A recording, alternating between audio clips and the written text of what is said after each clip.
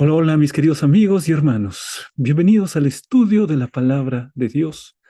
Continuando en esta jornada rayados por su palabra, hemos llegado a Josué capítulo 17. Así que vamos a estudiar este capítulo con la seguridad que Dios estará dirigiéndonos a través de su Santo Espíritu. Para eso vamos a hacer una oración. Querido y eterno Padre que estás en el cielo, santificado sea tu nombre. Venimos delante de tu presencia, Señor, para poder alabarte en espíritu y en verdad. Y también, querido Padre, con el corazón abierto para escuchar tu palabra. Colocamos nuestra vida en tus manos en el nombre de Jesús.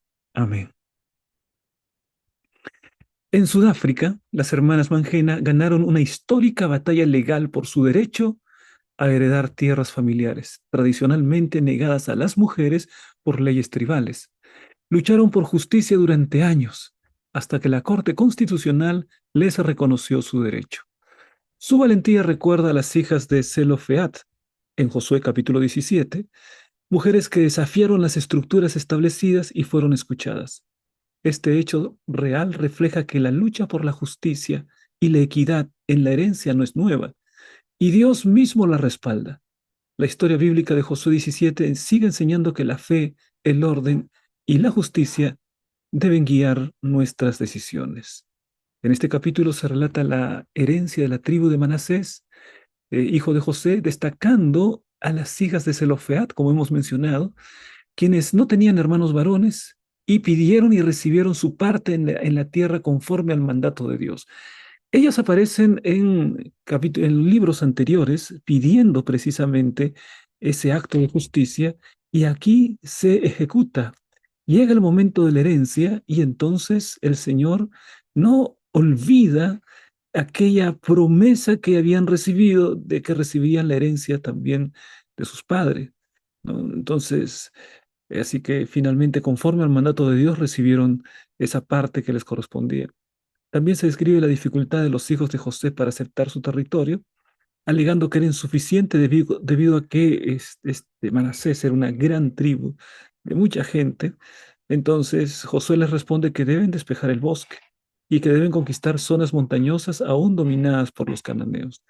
Así que este capítulo, mis hermanos, subraya el principio de equidad en la distribución de la tierra y el llamado a asumir responsabilidad y esfuerzo para la herencia prometida.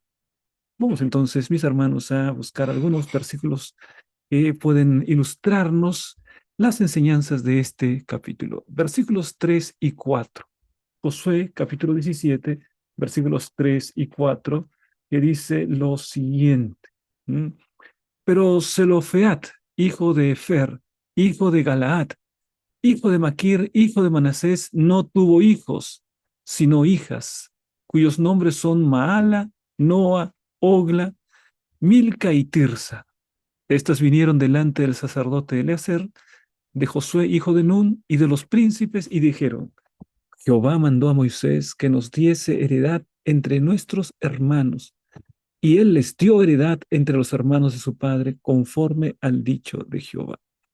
Mis queridos hermanos, el Señor es un Dios justo. Delante del Señor todos somos iguales. Y aquí se establece cómo Dios eh, les proporciona las tierras que le correspondían al padre a estas hijas, mujeres. En aquel tiempo la discriminación por género era la norma, pero Dios, estableciendo justicia, reafirma su promesa de entregar a estas hijas la herencia que había prometido.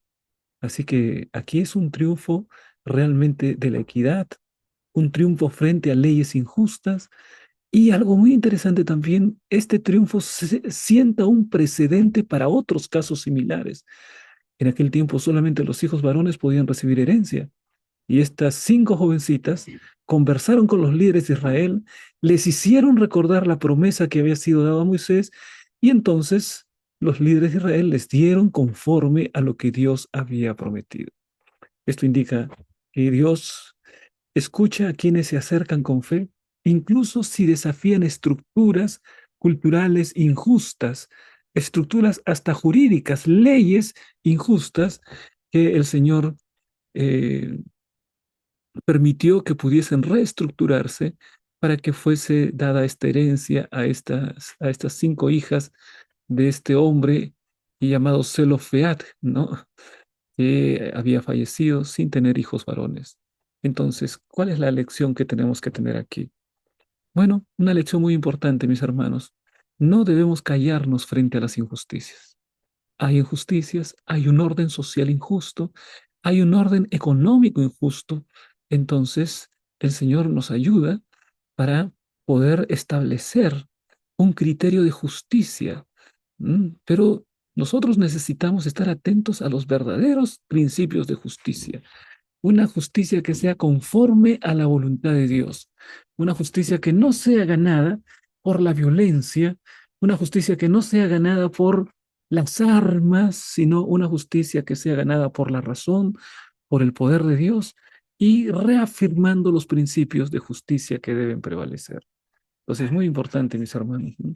Que cuando haya alguna situación injusta, podamos manifestar de la mejor manera, con las mejores palabras, a las personas que pueden solucionar cuáles son nuestros pedidos, nuestras observaciones, aquellas cosas con las que no estamos de acuerdo, como lo hicieron estas muchachas, ¿no?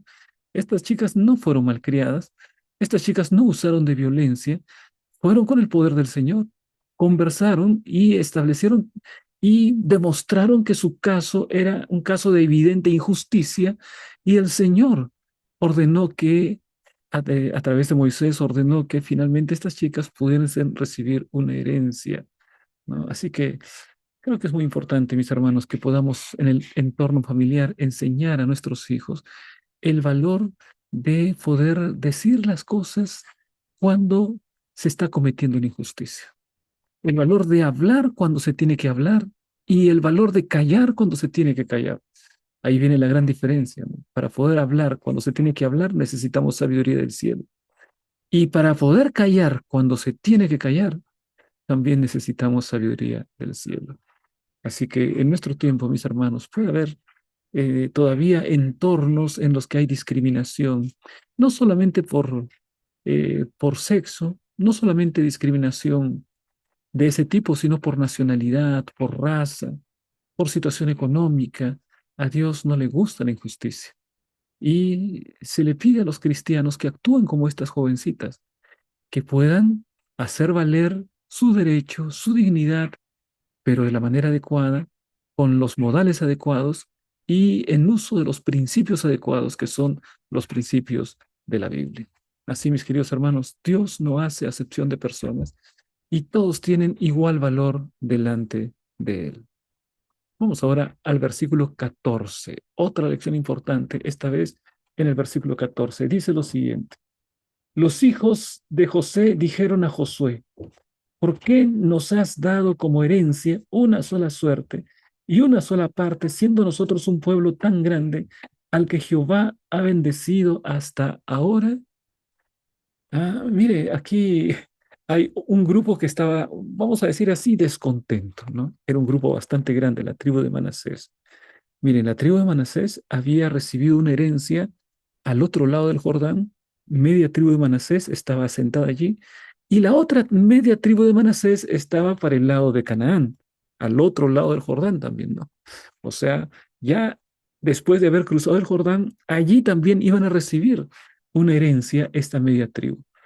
Pero allí le manifiestan que siendo una tribu tan grande, ellos necesitaban un espacio más grande. Y él les dice, y ellos dicen, ¿no? Delante de Josué, nuestro pueblo es un pueblo grande, somos muchas personas. Y entonces Jehová nos ha bendecido de esa manera. Entonces es justo que también nuestra heredad sea una heredad más grande, ¿no? Entonces hay razones claras, ¿no? Así que esto demuestra, mis hermanos, que las bendiciones de Dios no deben llevarnos al conformismo, sino al trabajo y a la responsabilidad. ¿Mm?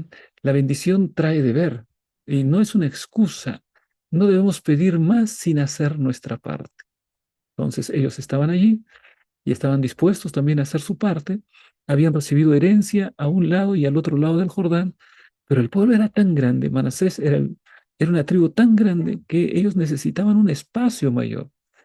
Así que Dios espera, mis hermanos, que enfrentemos los desafíos y que tengamos el valor, el coraje, la fuerza para poder trabajar y hacer uso de nuestra responsabilidad para poder aumentar el fruto de nuestra tierra, el fruto de nuestro esfuerzo. Dios quiere que tengas bendición material también, mi querido hermano. Dios quiere que tengas bendición en términos de la tierra, en términos de la riqueza. Pero la riqueza en la Biblia, mi querido hermano, no es un concepto que solamente está medido por la cantidad de cosas que tienes, por la riqueza material que tienes. Esa es la medida que acostumbramos a ver en el mundo. Tanto tienes, tanto vales. Tienes mucho, vales mucho. Tienes poco, vales poco. Tienes nada, vales nada. Esa es la valoración que existe en el mundo. Pero cuando vamos a la palabra de Dios, encontramos un Dios misericordioso que nos ama sin importar cuál es nuestra condición material, cuál es nuestra riqueza, cuán abultadas son nuestras cuentas bancarias. No, Dios te ama más allá de cualquier otra consideración. Entonces, mis hermanos, acá vemos cómo este pueblo de Manasés pide esa bendición material de tener un espacio más grande y nosotros podemos también pedir esa bendición material. Pero por favor, no te limites a la dimensión material que solamente define la riqueza en términos de cuánto dinero se tiene.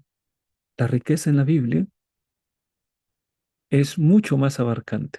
En la Biblia se habla de una riqueza moral y espiritual, así como Job.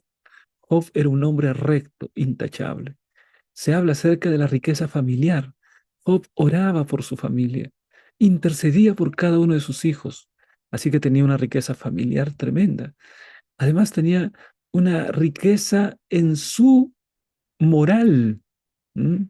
Era reconocido desde el punto de vista social, era respetado debido a sus valores de nobleza, de honestidad. Era conocido como un hombre grande en su tierra. Pero también la riqueza puede medirse desde el punto de vista material. Job era un hombre inmensamente rico desde el punto de vista material. Así que, mis hermanos, no tengas miedo si quieres trabajar para poder tener una riqueza mayor. No, no está en conflicto con la palabra de Dios. Abraham fue un hombre rico, Job fue un hombre rico, Jacob fue un hombre rico, el propio José llegó a ser un hombre rico, pero por favor, nunca, nunca definas la riqueza solo en términos de cuánto dinero tienes en tus bolsillos, porque hay mucha gente tan pobre, tan pobre, tan pobre en este mundo que solo tiene dinero. Pobre familiarmente, pobre moralmente, pobre espiritualmente. Entonces en la Biblia la riqueza se define en todos los ámbitos de la vida. La riqueza se define en términos de la familia, en términos de la vida espiritual, de la vida moral, en términos de los relacionamientos que tiene y en términos materiales también, pero no únicamente en términos materiales, ¿no? Así que, mi querido hermano, aprendemos entonces en la palabra de Dios que el Señor no considera que la riqueza sea algo malo en sí mismo. No es la riqueza el problema, el amor a la riqueza es el problema. Cuando colocamos a la riqueza por encima de Dios, allí se trastoca todo, ahí está el problema. Pero el dinero es muy importante, hay que saber ganarlo y también hay que saber usarlo. Son dos capacidades diferentes. No solamente se necesita saber ganar el dinero, que es muy importante, también se necesita saber usar el dinero, ¿no? Así que pedíamos al Señor que nos dé la sabiduría para poder ganar el dinero de forma honesta y también para poder usar el dinero de la mejor manera. Ambos constituyen una gran bendición para la vida de un cristiano. Así que la verdadera educación enseña que toda bendición implica una responsabilidad proporcional, es decir, mucha bendición, más responsabilidad. Poca bendición, menos responsabilidad. Si eres fiel en lo poco, entonces el Señor te va a dar mucho, porque aquel que en lo poco es fiel, en lo mucho será puesto, ¿no? De acuerdo a la parábola de Jesús. Ahora vamos a ver el versículo 15, porque aquí encontramos la respuesta que da Josué. Josué le respondió, si sois un pueblo tan grande, subid al bosque y talad para vosotros, allí en la tierra de los fereceos y de los refaítas, ya que los montes de Efraín os resultan estrechos. Bueno, aquí se les está diciendo a estos hombres de Manasés, bueno, si ustedes son fuertes, entonces el Señor les da un desafío proporcional. Ah, ahí está la herencia, pero también hay mucha tierra por conquistar. Entonces, suban al bosque, talen, hagan un espacio, trabajen, no esperen que el territorio ya sea totalmente preparado para su llegada. Tienen que trabajar, tienen que talar, háganse un espacio, les dicen. Así que Josué les está enseñando que los recursos se conquistan, no solo se heredan, se conquistan. Así que hay una herencia, pero también hay un desafío de conquista para el pueblo de Manasés. Bueno, Josué usa el mismo argumento que Manasés le da para poder colocar una nueva responsabilidad. ¿Cuál era el argumento de Manasés? Necesitamos más tierra porque somos mucho pueblo. Y Josué les dice, bueno, ya que son mucho pueblo, entonces talen las montañas, entonces conquistan el territorio y van a ensanchar así el territorio, la herencia que les pertenece. Y eso fue lo que hicieron, ¿no? Así que Dios bendice, mis hermanos, al que se esfuerza, no al que solo se queja. Bueno, aquí ellos se quejaron, pero no solo se quejaron, ¿no? Sino que obedecieron y realmente llegaron a conquistar una mayor cantidad de territorio. Así que si tienes poco, mi querido hermano, trabaja con lo que tienes, ¿ah? Y vas a ver cómo el Señor puede llegar a bendecirte con más. Eso mismo debemos los padres enseñar a nuestros hijos. Trabajo para que puedan vivir satisfaciendo sus necesidades y ahorrar para capitalizar y de esa manera poder hacer un uso adecuado del dinero. ¿Mm? Eh, una persona que emprende un negocio con pocos recursos, pero mucho esfuerzo y fe puede lograr muchísimo en términos materiales, más si es un hijo de Dios y las ventanas de los cielos y la fidelidad del Señor no le permiten poder disfrutar de una situación mejor desde el punto de vista material y económico. Elena de White manifiesta, no puede haber crecimiento espiritual sin trabajo perseverante. La vida cristiana es de continua acción, dice ella, con mucha razón. Vamos ahora, mis hermanos, al último versículo. Versículo 18 dice lo siguiente, versículo 18 sino que aquel monte será tuyo, pues aunque es un bosque, tú lo desmontarás y lo poseerás hasta sus límites más lejanos, porque tú arrojarás al cananeo, aunque tenga carros de hierro y aunque sea fuerte. Bien, entonces, es decir, la argumentación continuaba, ¿no? Porque primero la tribu de Manasés, los representantes vienen y le dicen a Josué, necesitamos más terreno. Josué les dice, bueno, talen el bosque y conquisten más territorio. Y entonces ahí viene Manasés y les dice, bueno, pero es que estos cananeos están armados hasta los dientes. Estos cananeos tienen mejor tecnología. Los cananeos ya tenían instrumentos y armas de hierro. Los israelitas quizás estaban todavía en la época del bronce, ¿no? Así que ellos dijeron, esta gente tiene mucha tecnología, están más avanzados. Y entonces ahora viene la palabra de ánimo, de esfuerzo de parte de Josué. Les dice, la montaña será tuya, pues es bosque, no va a ofrecer resistencia, no tendrá armas, no habrá ejército. Tienes que entrar y talar ese bosque y lo vas a poseer. Y además vas a arrojar a los cananeos, aunque tengan carros de hierro y aunque sea fuerte. Lo que le está diciendo es, no te fijes en lo avanzado de su tecnología, no te fijes en sus armas de hierro, ten en cuenta que Dios está contigo. ¿Mm? Un mensaje de fe, un mensaje de acción. La fe sin acción es estéril, mi querido hermano. Así que debemos actuar, debemos dar pasos prácticos confiando en el poder de Dios para que aquello que Dios nos ha prometido sea real en nuestra vida. No esperes que todo te va a venir como la lluvia que cae, y que no, de esa manera no, sino que conforme a la voluntad de Dios, das pasos necesarios, das pasos prácticos, no te quedas en la espera indefinida. Entonces allí va a venir la bendición. Elena de White dice, la fe viva en Dios mueve a la acción. No es una fe muerta que espera sin obrar. Obrar, orar y laborar, como decía Juan Calvino el reformador. Vamos entonces, mis hermanos, hacia el final de este estudio. Que Dios les bendiga. Nos vemos en la siguiente reflexión bíblica.